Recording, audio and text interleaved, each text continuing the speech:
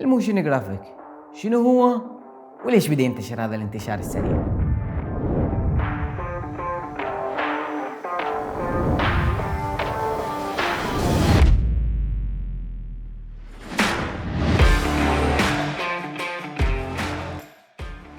سلام، وياكم عبد الملك.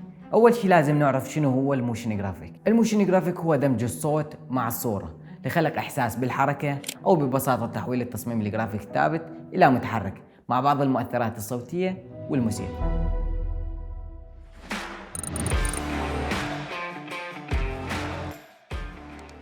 بالسنين الماضية كنا نصمم التصميم الخاص بالمنتج أو الفكرة بطريقة اعتيادية، عبارة عن صورة وألوان وتكست وكتابات، ولكن الموضوع كان يجيب نتيجة. وبآخر سنة تقريبا الموضوع اختلف، صار يصير مألوف ومعتاد وما يجذب الانتباه. يعني تقدر تقول أن الموشن جرافيك الطريقة المثالية لجذب الانتباه بعالمنا السريع.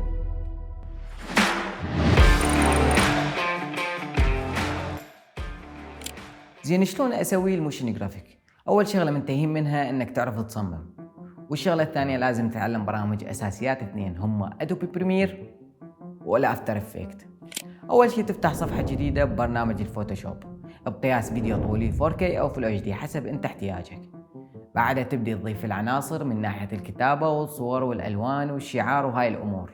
بعد ما تخلص أكو شغلة مهمة لازم تسويها، هي ترتيب اللايرات حتى لا تدخ بالتحريك.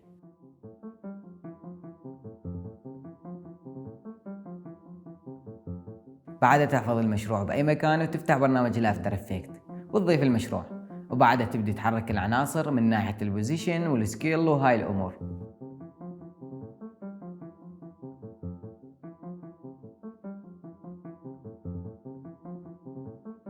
بعد ما خلصت تصدر الفيديو وتضيفه بداخل برنامج أدوبي بريمير، وتضيف الساوند إفكت والموسيقى، وإذا عندك فويس أوفر تضيفه، وتصدر المشروع للنشر.